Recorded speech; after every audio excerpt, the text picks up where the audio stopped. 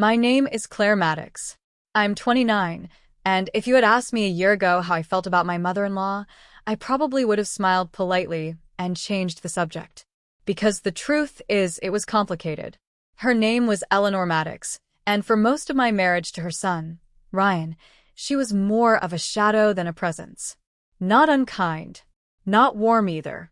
She was one of those women who felt like a secret, composed, sharp, always dressed like she was 5 minutes from a memorial or a meeting with a lawyer. She didn't hug. She didn't gush. She never even called me by my name. Dear, or you was her preference. Ryan used to say, "Don't take it personally. She's just like that." And for years, I didn't. I kept my head down, sent thank you notes, smiled through stiff dinners. I thought that was enough. But everything changed the week Eleanor was moved into hospice care. She had been sick for months, some fast-moving, rare form of cancer that went undetected until it had already eaten its way through her body. Ryan didn't handle it well. Neither did his sister, Meredith.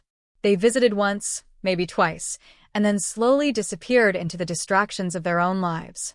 "I can't see her like that," Ryan told me one night. "She's not herself." I didn't argue, but I went anyway. I visited Eleanor every day for the last 6 weeks of her life. Sat by her bed, brushed her hair, read to her. Not out of some sense of obligation, but because I couldn't stand the idea that she would die alone. At first, she barely spoke, just stared out the window with her sharp, tired eyes. But over time, her walls started to crack. She asked me about my childhood. She asked me what Ryan was like with me, when he isn't pretending to be someone else. She even smiled once. A real, soft, tired smile.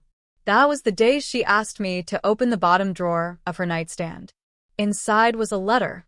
Sealed. Heavy. Cream-colored envelope. My name written on the front in her unmistakably precise cursive. Claire. She didn't say what it was. Just looked at me and said, "Not yet." 3 days later, she was gone. I was the only one there, sitting in the room, reading quietly when her breathing changed. I held her hand as it happened, and I whispered that she wasn't alone, that she was seen, that she was safe. The nurse came in after and handed me the letter. Said, "She wanted you to have this when the time came." I held it in my lap for hours. I didn't open it that day, or the day after, because something about it felt sacred, final. I didn't know that letter would change everything I thought I knew about her, about Ryan, about our marriage, but it did. And once I read it, I could never go back.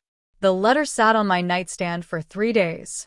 I moved it a few times, once to the desk, once into a book as a makeshift bookmark, but I never opened it. I think part of me was scared. Scared that after everything, after weeks of shared silence and soft smiles and that one rare moment of connection, it might all vanish with a few sentences. That maybe I was only imagining it meant something to her. That maybe it was just another thank you note. Or worse, a warning. But on the 3rd night, after Ryan had gone to bed, I sat alone in the living room, the house still and dim, the silence pressing at the edges. I poured myself a glass of wine, turned off the TV, and brought the letter with me to the couch. I held it in my lap for a long time. The envelope was heavier than I expected. The paper inside thick, expensive.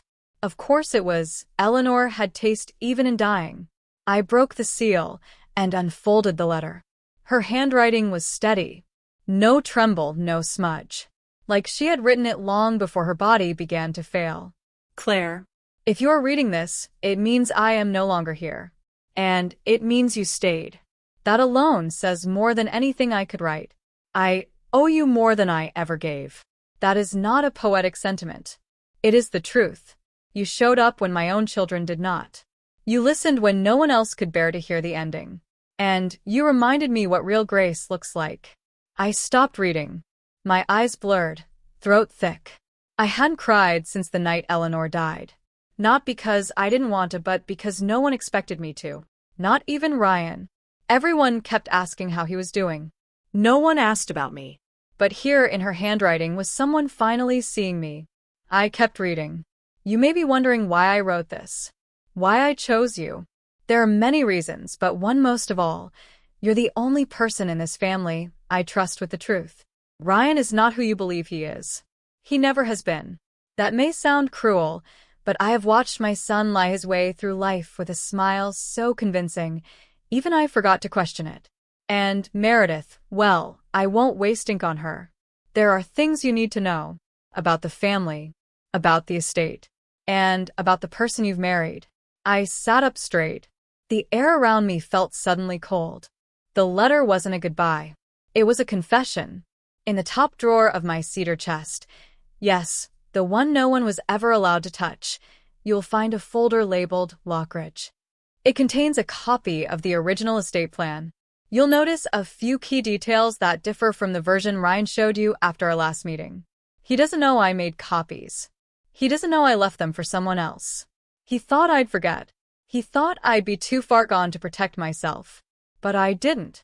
I remembered everything, including the day you sat beside me while I was too weak to hold a spoon, and fed me, without once looking away in disgust. That's when I decided. You were the one. The only one I'd trust with the truth. I don't know what you'll do with it, but I hope you do something. The letter ended with a final line. Thank you, Claire, for treating me like a person when everyone else treated me like a burden. Eleanor. I sat there in the quiet, the letter shaking in my hands. My heart pounded, but not with grief, with rage, because I knew exactly which chest she meant. It sat in the corner of her bedroom like a museum piece. We weren't allowed to touch it, let alone open it. Ryan said it was where she kept old junk. I stood up, grabbed my coat, and left the house without telling him where I was going. The house was dark when I arrived. Cold. The hospice nurse had given me the key just in case there were any last-minute arrangements, but I hadn't been back since Eleanor's death. I walked through the front door, like I was trespassing. The air smelled like dust and something faintly floral, like her favorite soap. I found the cedar chest exactly where I remembered, beneath the bedroom window, draped in a linen runner. I knelt in front of it, hesitating only a moment before I lifted the lid. Inside were bundles of letters, old photographs, a jewelry box I'd never seen before, and one red folder with gold lettering. Lockridge Estate Trust, 2014 original copy. I opened it. The first page was a legal document with Eleanor's full name, her attorney's signature, and a clause I'd never seen before.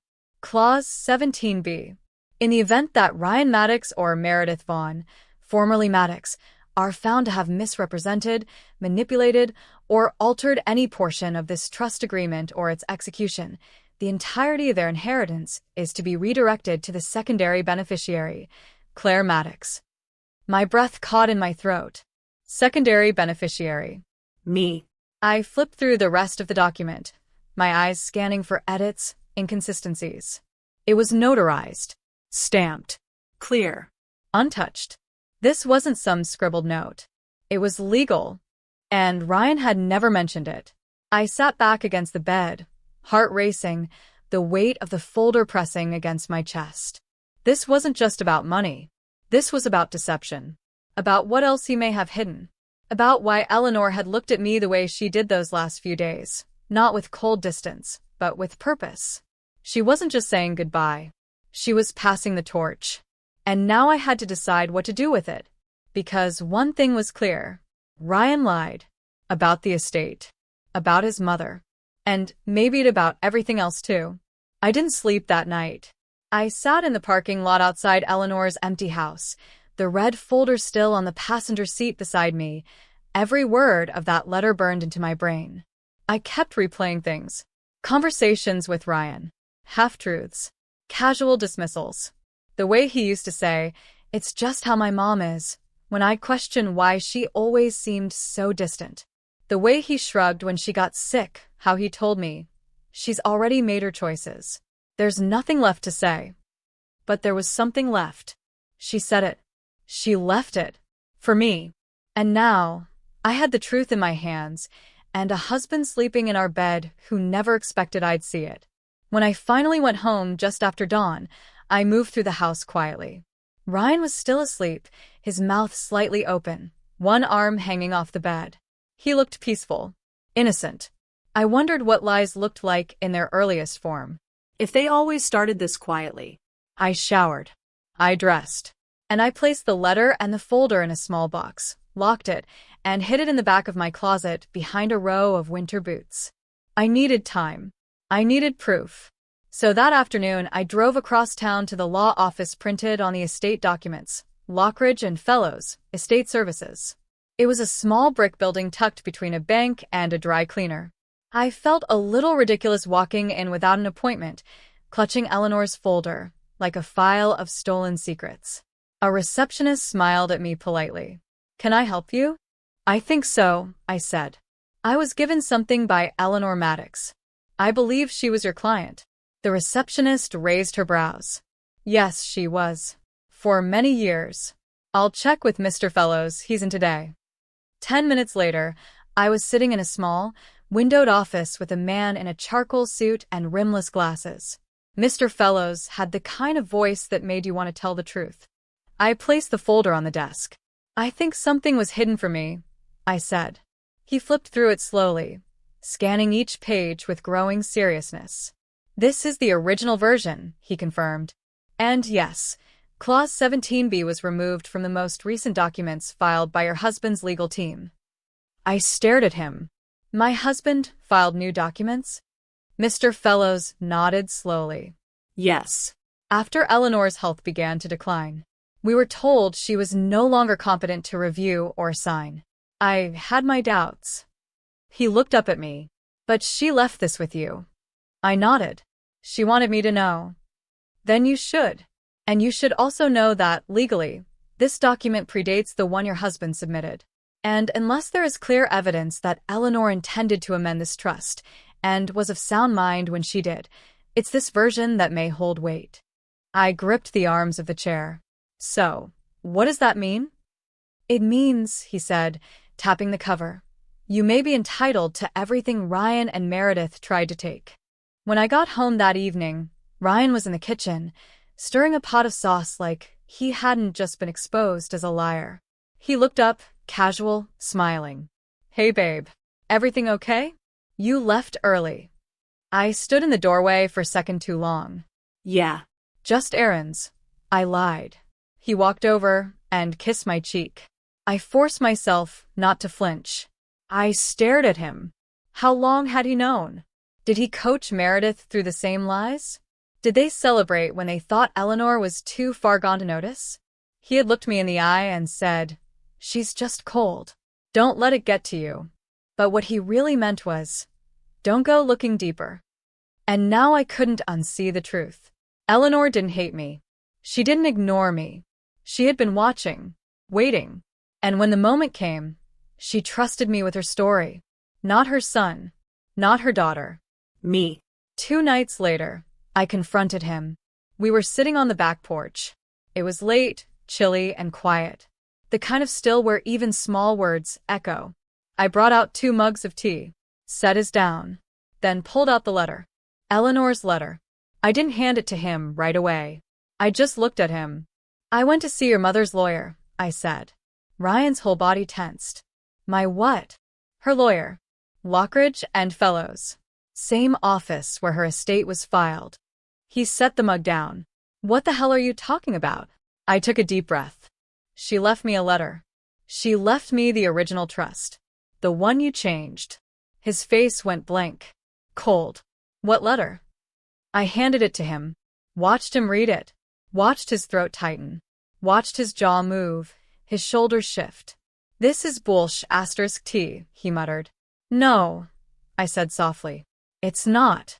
He looked up, eyes wild now. She didn't know what she was doing. She was sick. She was smart. She was deliberate. And she saw you clearly, Claire. "No." I cut in. "You need to stop talking to me like I'm someone you can lie to. I'm not. Not anymore." There was a long silence. He opened his mouth to speak again, but I was already standing. "I haven't decided what I'm going to do," I said. "But I promise you this, I'll never let you convince me that silence is easier than truth." And then I went inside. I slept alone that night. For the first time in our marriage, I didn't care if he followed. The next morning, a letter was slid under my bedroom door. In Ryan's handwriting, it read, "Claire, I never meant for you to find out like this. I did what I did because I thought she wouldn't care. Because I thought she always hated me more. But she saw you. She chose you. And maybe you're right. Maybe I never deserved that kind of trust. I'm not asking for forgiveness. I just hope you don't forget who you were before this happened. Because I always loved her more when I saw her through your eyes." Ryan. I read it once. Then I put it away. Because this story wasn't about what Ryan wanted anymore. It was about what Eleanor wanted. And what I would do with what she left behind. There's a strange silence that settles in your chest when someone you trust shatters your image of them. It doesn't roar like heartbreak. It doesn't sting like betrayal. It just settles. Heavy. Still. Like dust after a collapse. That's where I was. Sitting in the middle of my own life, surrounded by the pieces of a trust one didn't realize had been broken long before I even knew to look. Ryan didn't speak to me for days after the letter.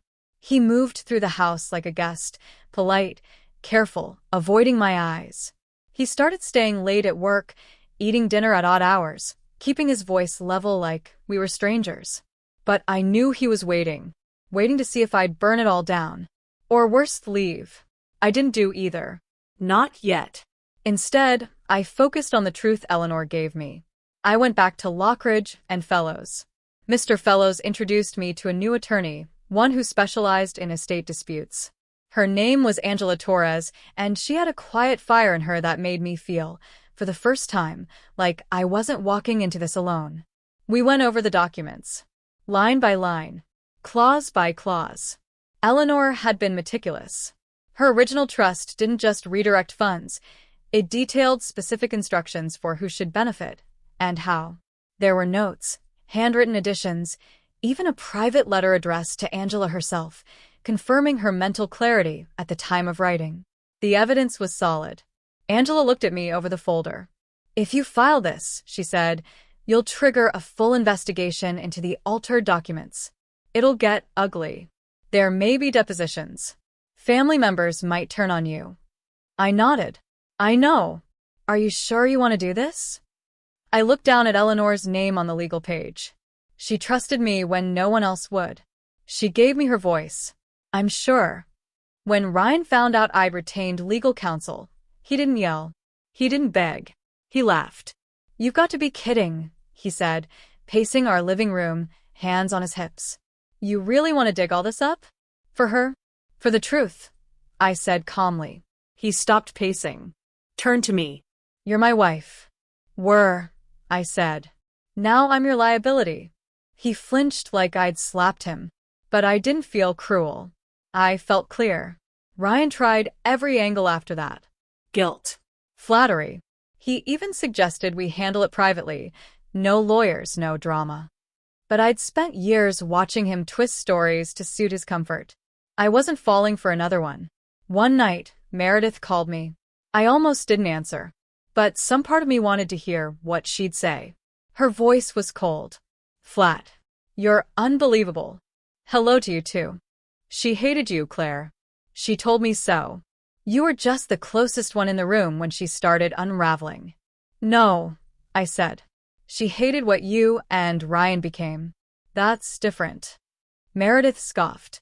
"You really think you're going to come out of this with anything but drama? You think she picked you over us?" "I don't think," I said. "I know." And then I hung up. Because I realized something right then. Eleanor didn't leave me that letter because she wanted revenge. She left it because she wanted justice. And justice isn't loud. It doesn't scream. It sits in the quiet until someone is brave enough to open the envelope. A few days later, Angela filed the petition. It was public now. The Maddox Family Trust was under investigation. Ryan's tone shifted from condescending to panicked. Meredith stopped calling. And I somehow felt stronger than I had in years. Not just because I had Eleanor's words behind me, but because, for the first time in a long time, I had mine. I started journaling, not just for court records or legal clarity, but for me. I wrote about the day Eleanor finally called me by my name. about the way she gripped my hand when she could no longer speak, about how no one else showed up in her final week. Only me. One morning, I woke up to find a small envelope slipped under my door. Inside was a check. From Ryan. $25,000. No note. No explanation. I stared at it for a long time. And then I wrote him one sentence back and left it on the kitchen table. If you think this is about money, you still don't know me. 3 weeks later, a court-appointed investigator confirmed that the original trust Eleanor had written was valid and legally binding. Clause 17B would be honored. Ryan and Meredith were removed as primary beneficiaries. Everything, the estate, the house, even the private funds Eleanor had tucked away under Lockridge's care, would transfer to me.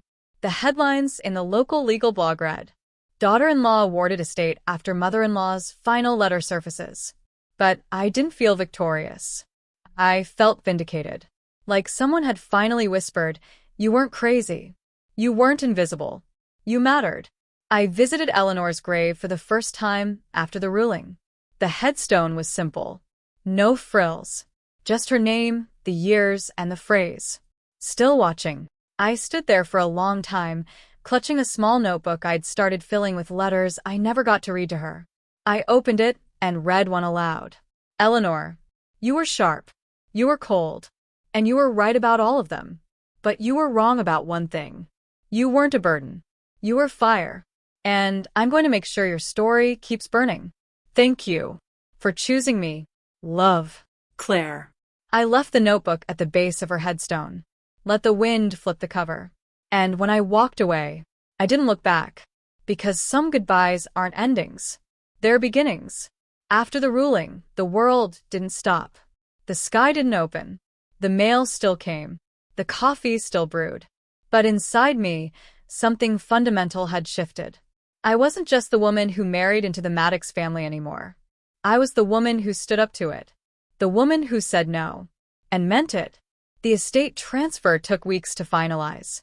Eleanor's accounts were intricate, her paperwork meticulous, and as I worked with Angela to sort through it, I kept finding these quiet, hidden signatures of Eleanor's mind, not just in numbers, but in choices. Charities she'd left anonymous donations to, old journals she'd kept, carefully stored in a locked drawer in her study, receipts from her monthly donations to a shelter I'd once volunteered at in college, the one I had mentioned only once over dinner, years ago. She had remembered. She had listened, even when I thought she wasn't watching.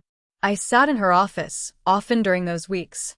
The walls were lined with mahogany bookshelves, and a tall window overlooked the garden she once insisted on maintaining herself, even when her hands started shaking. I would read her journal entries one by one, not out of nosiness, but out of reverence.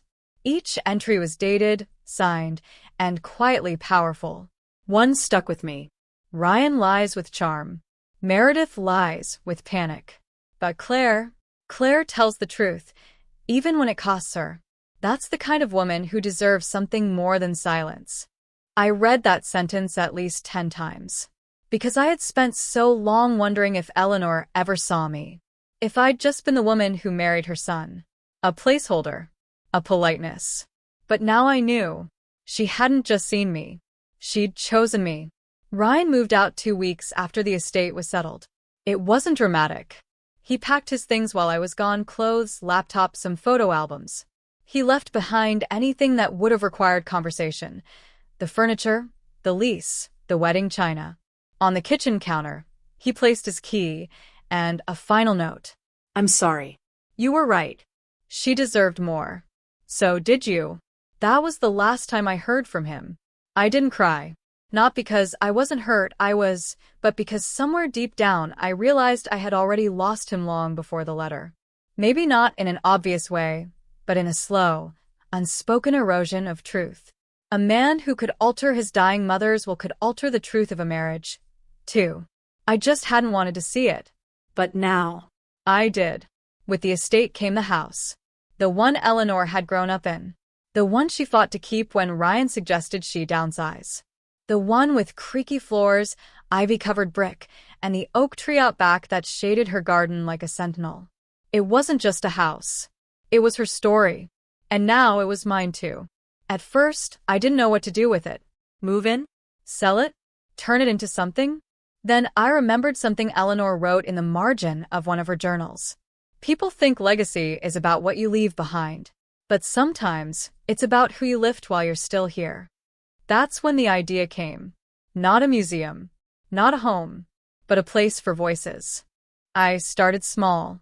I reached out to a few women I knew from the shelter, then a few from my writing group, women who felt invisible, unheard, pushed aside.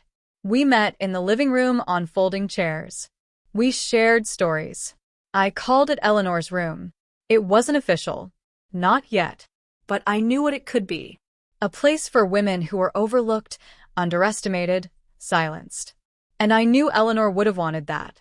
One evening, as I closed up the house after a small group session, I stepped into the study and saw something I hadn't noticed before. A picture frame. It had been tucked behind a stack of books on the corner shelf. Inside was a photo of Eleanor. Not young, not old, maybe in her 50s. She was laughing, genuinely laughing. Her head tilted back, her hand resting on the shoulder of a woman I didn't recognize. Her other hand held a pen. Below the photo was a quote, handwritten and framed with care. Say it even if your voice shakes. I sat down on the floor, the frame in my lap, my heart swelling with something I hadn't felt in a long time. Peace. Not because everything had been fixed, but because the silence was finally broken. A few days later, a letter arrived. This time, addressed to me. No return address. Just my name. In Eleanor's handwriting. I stared at it, frozen. How? I opened it carefully. Inside was a short note. Claire. If this reaches you, then Angela kept her promise. Asked her to mail it after everything was finalized. Asterisk, you didn't owe me anything. Not your time. Not your loyalty. But you gave it anyway. And I want you to have this, not just my estate but my regret. I spent so much of my life believing that control was love. That silence meant strength. But you showed me something better. You showed me courage wrapped in kindness. And I think maybe that's what I was always too proud to admit I wanted to be. Live loudly, Claire. Live with truth. And don't let them put you in anyone's shadow ever again. I'm proud of you, Eleanor. I folded the letter and placed it inside the same journal where I had recorded all my thoughts during her final days. It belonged there. With her. With me. Sometimes, I still visit her grave. I bring flowers. I sit on the bench nearby. I read her journal entries aloud, just so she can hear her own words out in the open. Sometimes I bring women from the group to visit too. Not because she was perfect, but because she changed. And she made space for someone else to rise where she once stood alone. That, to me, is the beginning of something sacred. It was a rainy Thursday when the reporter first reached out. She left a voicemail I almost ignored. Her voice was polished, professional, the kind you expect to hear on the evening news. Hi Claire, this is Allison Chen from the Brookhaven Post. We heard about the estate case and what you've started with Eleanor's room. I'd love to talk. No pressure. Just whenever you're ready. I stared at the phone for a full minute after the message ended. I hadn't talked publicly about what happened, not beyond the small women's circles that gathered in Eleanor's living room every other weekend. To the world, it was just another family estate dispute. It didn't make headlines. It didn't trend. And that's how I thought I wanted it. Quiet. Contained. Safe. But sitting there with Eleanor's final letter folded inside my journal, I started to wonder if I was doing what she had spent her life doing. Keeping things hidden out of habit, not wisdom. Her last words to me weren't about protecting the truth. They were about sharing it. Living it. So I called the reporter back. Allison came to the house 2 days later, a notepad in one hand and a recorder in the other. She was younger than I expected. Maybe early 30s. Sharp, observant. She asked permission before recording. Asked again before quoting anything directly. I've covered a lot of these, she said, nodding toward Eleanor's fireplace mantle. Family battles over estates. But usually they're messy. Bitter. Yours feels different. I smiled slightly. It was still messy, just quieter. We sat in the parlor, the room where Eleanor once sipped tea alone, where I now hosted women who had never been asked how they were really doing. Allison looked around the space with a kind of reverence. "It's beautiful," she said, "but not showy." "Like her," I replied. She nodded. "Tell me about the letter." I hesitated, because telling the story out loud meant releasing it, letting it live beyond me, letting it be judged, questioned, maybe even misunderstood. But then I remembered how I used to sit beside Eleanor in silence, how I used to wonder if anything I said really mattered, and how her final act proved that it had. So I told Allison everything. About the letter, the clause, the betrayal, the truth. About how Eleanor gave me more than an inheritance. She gave me back my voice. And when I was done, Allison sat quietly, letting it settle. She didn't ask the usual questions, not the kind that poke for scandal or stir up drama. Instead, she asked, "What would you say to women who are still staying quiet?" I looked around the room, at the bookshelf, at the empty chair where Eleanor once sat in her silk robe and stiff posture, pretending she didn't need help. Then I said, "I tell them the silence doesn't protect you. It just hides the truth from the one person who needs it most, you." The article came out a week later. The letter that changed everything. How one woman reclaimed a legacy meant to be buried. It spread faster than I expected. At first, it was just local shares on Facebook. Then regional outlets picked it up. Then a podcast requested an interview. Then a small publishing house emailed me about turning Eleanor's room into a memoir. It was overwhelming. But in a strange way, it also felt inevitable. Because the story wasn't really mine anymore. It belonged to every woman who had been told she was too emotional. To every daughter-in-law expected to keep her mouth shut. To every woman who held her tongue in a room full of liars, because it felt easier than fighting. The media attention brought new faces to Eleanor's room. Some came quietly, slipping into the back with guarded eyes. Others came boldly, arms crossed, daring us to crack them open. One woman, Adrian, stood up during circle time and said, "I never spoke at my mother-in-law's funeral. She hated me, but now I think maybe she was scared of me. I wish I'd had one last conversation." I squeezed her hand and told her that sometimes the last conversation doesn't come with words.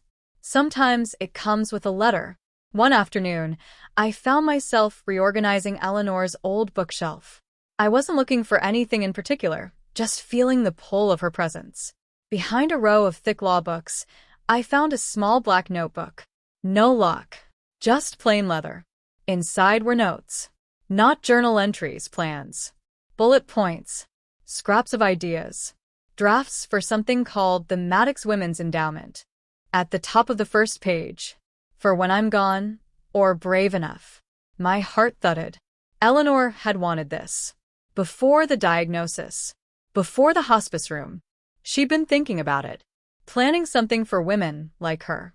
Women like me. She just never had the space. Or the support. Or the belief that someone would carry it forward. But now she did. With Angela's help and the funds I inherited, I filed paperwork to turn Eleanor's room into a nonprofit. We launched a small website, started hosting story nights, created a resource list for women dealing with toxic family systems, financial manipulation, and post-grief rebuilding. We even started a fund, the Eleanor Grant, that awarded small amounts to women rebuilding their lives after betrayal or loss. Every grant letter came with a handwritten note. "Your voice matters. Use it." The first time I spoke publicly at one of our events, I held Eleanor's framed photo in my hand. The one with her laughing, pen in hand, quote underneath. I told the audience. I was with her when she died. But I didn't know she was still trying to live through one final act. And when I read her letter, I realized it wasn't a goodbye. It was a beginning. She left her truth with me. And now I'm leaving it with you. The room was silent. Then someone clapped. Then another. And before I knew it, everyone was standing, applauding not just for Eleanor, but for themselves, for their pain, their bravery, their letters unwritten. That night, I walked into Eleanor's old bedroom, the place where the first letter had waited in a drawer for me to find. I sat at her desk and pulled out a fresh sheet of stationery, and I began writing a new letter. Asterisk to the woman who's still afraid to speak. I see you. I was you. But you don't have to stay in that silence forever. Asterisk. The world needs your truth. Even if your voice shakes. Asterisk. It's been 6 months since Eleanor's room became official.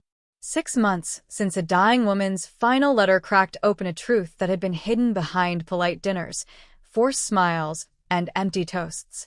And in that time, everything has changed, not just in the world around me, but inside me. I no longer shrink when people say my name.